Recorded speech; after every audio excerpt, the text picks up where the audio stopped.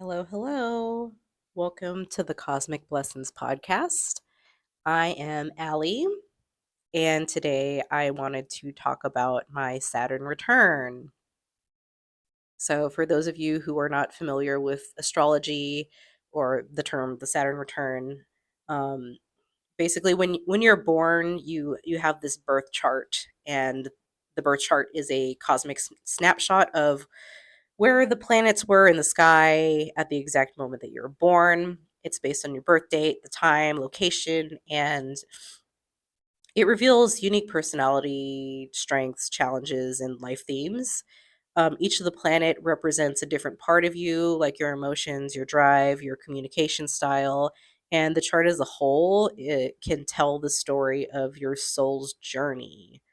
And not only do we have the planets, but we also have like sections of the skies that are divided up into houses, and each of these houses represents like different themes in your life. Okay, so once we have that kind of situated, a Saturn return happens when Saturn comes back to the exact same spot in the sky as when you were born. And it's like a cosmic coming of age. It brings major life lessons around responsibilities, boundaries, and long term growth. So usually these shakeups happen in a way to help you build a more authentic and aligned life. I can tell you for me, it was not the easiest. I definitely learned some lessons, and but that's the job of Saturn. That's what Saturn brings. It is like this great teacher, and learning lessons is part of that. And I'll start with when mine started at the end of 2015. I ended up getting fired from a job, so that was the kickstart to my Saturn return. I used to love that job, and it was really devastating to me at the time. And looking back at it now, I'm like, wow, that was like literally one of the best things that could have happened to me. But yeah, at the time, it was such a blow to just my ego, like my life. I you know didn't didn't I took it so personally. So yeah, got fired from my job, and then not too long later, I think like the following month, I had a huge break in trust with my partner at the time. And like, how do I even explain this? I was working, and actually I was working like a part-time job in addition to the job that I had gotten fired from. And I was also doing roller derby, and I felt like I was like neglecting my partner at the time. And what I realized is I was just burning myself out so badly that I had nothing left to give. And I just felt like, oh, that's so not fair to my partner. And you know he has needs, and it's unfair for me to not provide those needs. So we kind of had like this agreement. I'm using quotes because there was such a huge miscommunication here, and this ultimately ended up being the reason why we divorced. But again, another blessing that I can see from from now. But yeah, so basically we decided to open up the marriage. And there were some rules that were involved. And not to get into too many details, but he broke the rules, and it was fucked up. And I was super duper hurt. And he, I guess, I don't remember an apology exactly, but I just remember that I just wanted it to be okay. And so I pushed my own feelings aside, and I was just so not in a good place. And I just accepted, okay, fine, you made a mistake. As hurt as I was just was like, I let it go. and I did not process this. I just was going through the motions. Also, feeling like, okay, I had just been fired from my job too, and then this happens with my partner. Like, what the fuck? Like, I really was just so lost in the sauce and just trying my best. But on the other side of this, while I was working that part-time job while working the full-time job, I was working at a in an art studio. So that was like the first time that I was like working with kids, and it made me realize like, oh, I want to go into teaching, and I want to teach art. So I the following year, so after I got fired in January, I started teaching after school art classes. I would go to different schools and I would teach classes to kids, and yeah, I really enjoyed it, but it was a part-time thing. I was still like trying to get my footing while also trying to like maintain normalcy in my relationship at home. I was just pretending like everything was okay. I was making sure that he had everything he needed while not providing for myself, and there was just a lot of things that I could have done better, but I was doing the best that I could at the time, with my 28-year-old self. Um, and so I ended up working that summer as a camp counselor. And another part of this is, like I said, I was just not doing okay. I was not taking care of myself. I was so numb to everything. I was drinking a lot. And yeah, but yeah, like I said, I was just numbing out. And oh man, the stars aligned in a way that was like, ooh, here's this really juicy, tempting thing for you. And so I got a message one day from an ex-boyfriend. And I dated him. He was my like high school sweetheart. I dated him while I was in high school, and we were actually engaged. And yeah, I thought I was going to marry him and didn't, and things didn't work out and we went our separate ways. But yeah, he reached out to me and I had not spoken to him in years, and yeah, wow, it was like the first time that I had felt something in months. And so he asked if I wanted to meet up sometime, and I was like, "Okay, yeah, sure," so we could catch up. And so we did, and wow, was that a slippery slope. Spoiler alert, this is my cosmic return, my Saturn return. It was definitely a lesson that I had to learn. I will continue with that in just a moment. But so I'm working as a camp counselor during that summer, and I am also doing roller derby, and I'm still struggling, and I am so desperate to like feel any type of thing that feels good, and so I'm clinging on to like talking to my ex. And it gets hot and heavy real quick, and yeah, not cool on my part, but I think part of me was I was just so broken and so just not good that that little relationship, situationship, whatever you want to call it, was the only thing that like made me feel something. I felt desired, I felt wanted, and yeah, so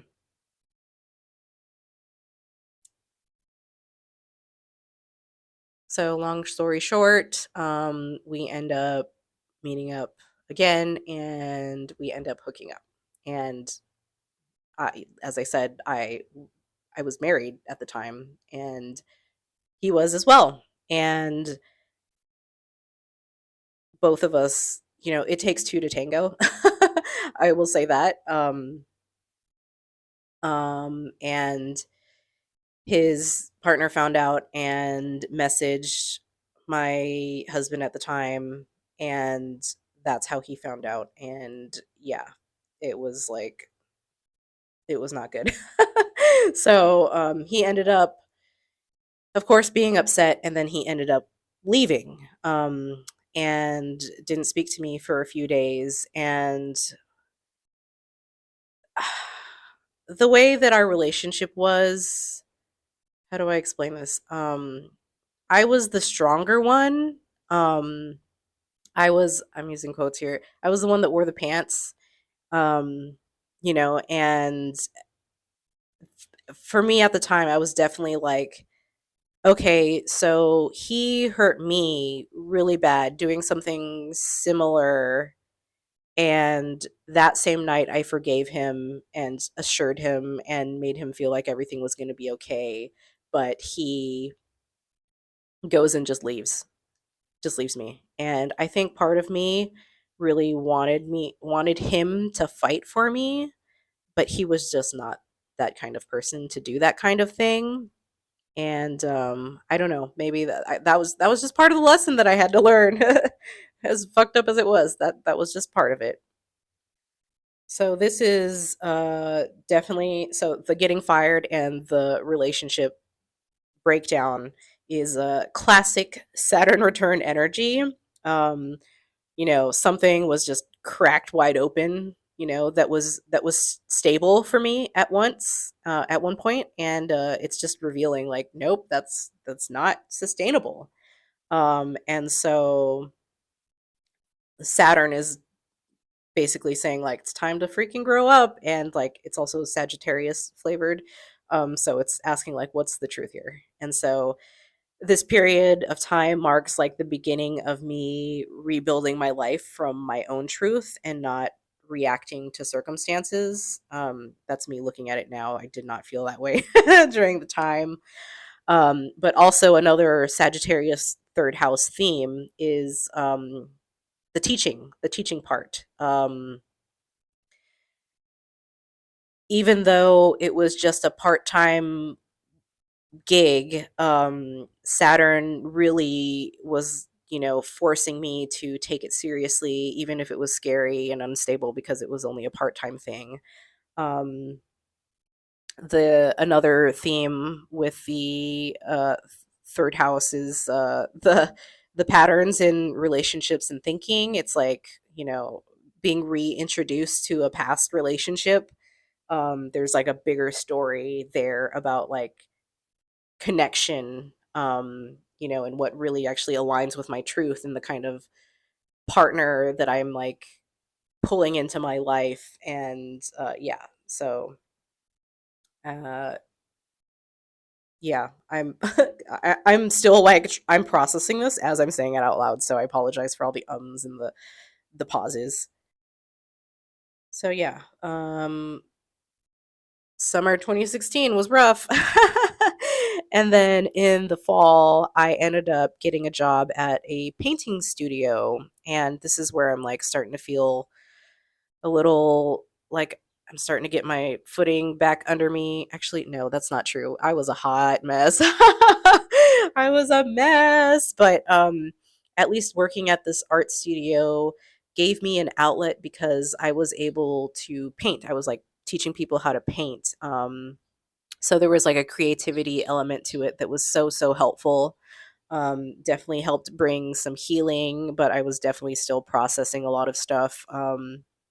My partner moved out while I was working at the painting studio. We were like trying to figure out like how to finalize the divorce and whatnot. But yeah, it was like him leaving was also like a moment of liberation, but also responsibility because we had a house, and I said that I wanted to keep the house. So I was like going back, like I was so committed to keeping the house. And then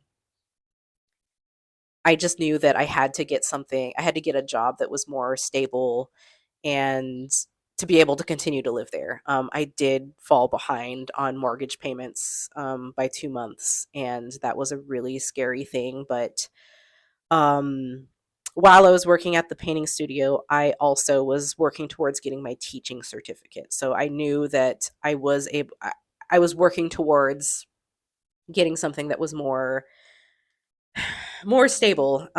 So in at the beginning of 2017, I ended up getting a long-term sub position. Thanks to a previous coworker of mine, Gabby.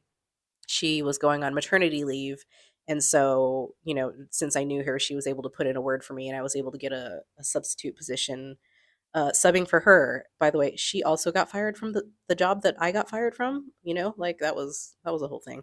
But anyways, I'm so grateful for her, and she's amazing, and she's still teaching, and she teaches art, and yeah. Anyways, good for you, Gabby. So proud of you and happy for you. Okay, so 2017, I'm subbing, and then I complete my certification, and I felt so blessed because in February I ended up getting a classroom, a position in a classroom. So I went from having that instability, as like just a part time thing, to having this role as a teacher, which is also a third house slash Sagittarius theme. Saturn was, asking me to build my voice and a rhythm and a career that's based on my own values and ideas. And teaching art specifically just felt very aligned for me at that time. Um, so teaching is not easy, by the way, and I absolutely would not have done it if it were any other subject, and I'll go more into that another time. So summer comes around, and I survive my first half year of teaching, and I mentioned that I played roller derby, and actually I was also in a leadership position at this time. I was co-captain of my team, and I really used roller derby as a way to kind of hold my shit together. I was still struggling, and I'm so fucking thankful, so thankful that I had my roller derby teammates who really helped me out. Um, but in summer of 2017, I fell and I injured my knee, a knee that I had already injured before. I had torn my ACL in 2013. In 2013, had reconstruction. I fell on that knee. I had a bad fall on that knee during a scrimmage, and then I fell again on it at a parade, and I went to get it checked out, and I had like I had a Baker cyst, and I had some fluid in my knee, and I just was like, I just can't deal with one more fucking thing after the year that I had. So I retired, and roller derby was a huge part of my identity, and it's another Saturn lesson. It asks us to shed identities that don't fit in with the life that we're maturing into. I did not learn this lesson, by the way, because I tried out and I went back to roller derby the following year. But anyways, so to wrap up my Saturn return, at the end of 2017, I go on a trip to Marfa, Texas with my best friend Nicole. So this trip is like a celebration and soul integration. It's like I did so much work, and I felt like I earned this teaching position. I was, working hard. I was doing okay financially. I caught up on my mortgage, and I was like really piecing my life back together. And so I feel like this trip was just such a good way to end that, and also third house things. It's love meets adventure aligned with conversation.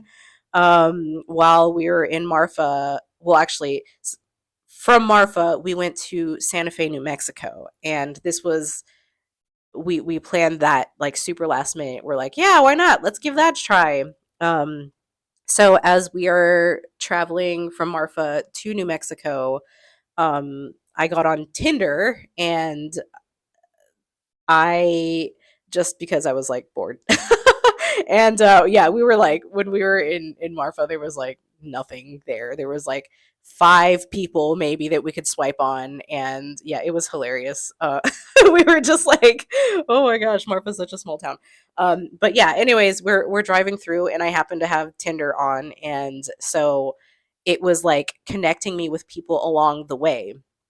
And when we stopped in Santa Fe, I ended up matching with somebody, and I this is somebody that I normally don't have any interest in. And it was this guy that was like who he was a veteran, and he looked like he was a good dad. He looked like he was fun. He had a bunch of pictures of him doing like these fun runs, and he was in shape and stuff like that. But anyways, I was like, okay, sure, why not? I'll swipe on this guy. And so we're talking, we're messaging back and forth, and he asks me um, if I want to talk on the phone. And I'm like, okay, yeah, sure. Somebody wants to talk on the phone, yes. That's like my communication style. And he calls me, and like the connection is just so instant. And long story short, that we he ends up saying that he wants to come to Houston because he's looking at jobs out there or whatever. I'm a host on Airbnb, so I was like, hey, I have a place that you can stay. And he books a flight, and 2 weeks later he shows up to my house, and that is the man I am married to this day. So yeah, lessons learned during the Saturn return. And at the end of that, I end up meeting my husband. So, cosmic blessing indeed. What were the things that Saturn was teaching me? That my voice matters, that I'm capable of building something meaningful on my own, that I don't need to hold on to broken structures out of fear, that my truth and my art are worth committing to, and I can teach, lead, speak, and share and be respected for it. And I kind of feel like I'm going through something similar right now. I moved from like this collapse, to clarity, from instability to like structure and these old beliefs to like this self defined purpose that is a textbook Saturn return transformation. So I hope that that was helpful to listen to. If you are, past age 30, can you relate to that period of time between 28 and 30? Did you have some meaningful lessons that you learned during your Saturn return? Yeah, I would love to hear about it because I felt like mine was pretty wild, and there's so many things that I didn't even share, but that was just, that's just the overview of it all. So, that's all for now, and I'll talk to y'all in the next one.